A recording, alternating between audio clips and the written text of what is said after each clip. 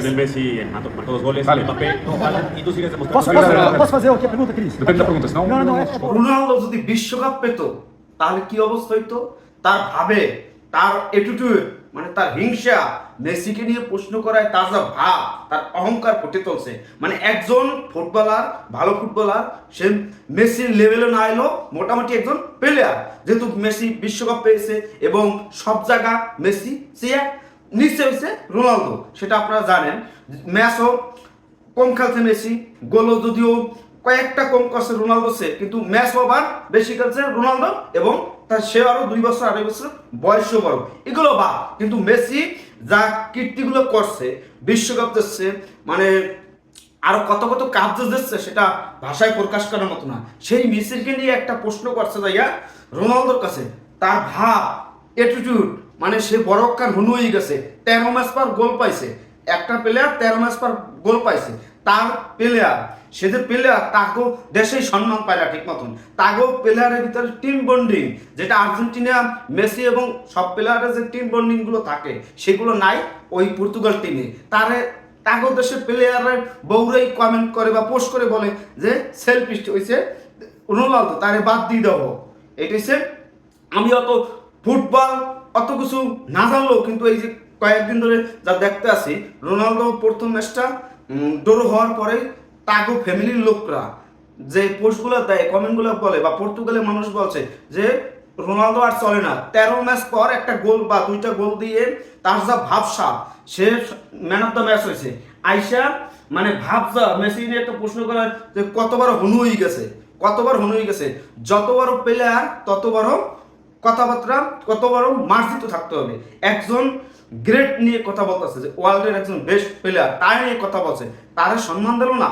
এই মূর্খর মতন, এই টোকাইয়ের মতন কথাবার্তা, মানে আমরা বাংলাদেশের যারা সাধারণ জনগণ, তারা যদি এই সমস্ত দেখাইতে পারে সেটা একদম মানা যায়, কিন্তু অন্য মতন একজন ফুটবলার, সেও একজন বিশ্বের অন্যতম ফুটবলার, সে যদি এরকম অ্যাটিটিউড দেয়, ভাবসাব দেয়, তাহলে কি হলো? মানুষের নত স্বীকার করতে জানতে হয়।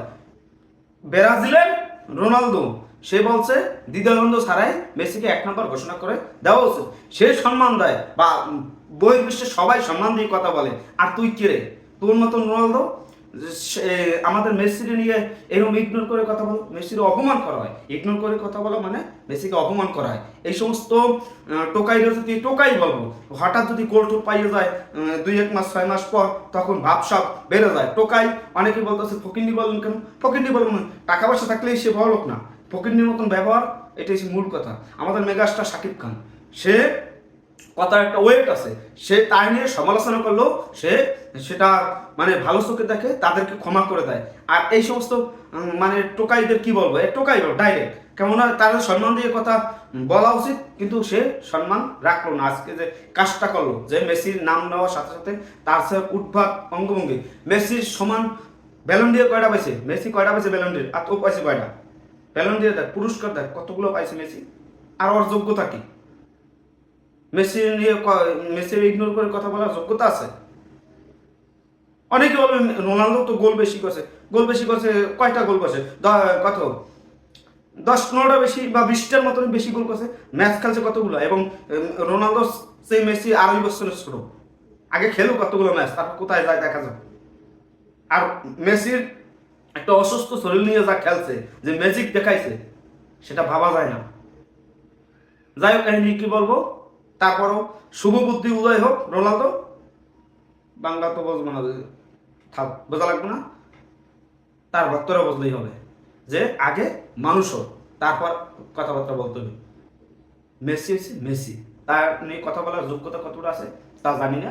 রোনালদো যদি থাকেও থাকে, তাহলে সম্মান দিয়ে কথা বলা উচিত। আগে মেসি নিয়ে কথা বলতে গেলে 1 গ্লাস জল খাইতে হবে, তারপর কথা বলতে হবে মেসি কি। আর সেই মেসির ইগনোর করো, তোর মতন 13 মাস পর গোল পা পেলে।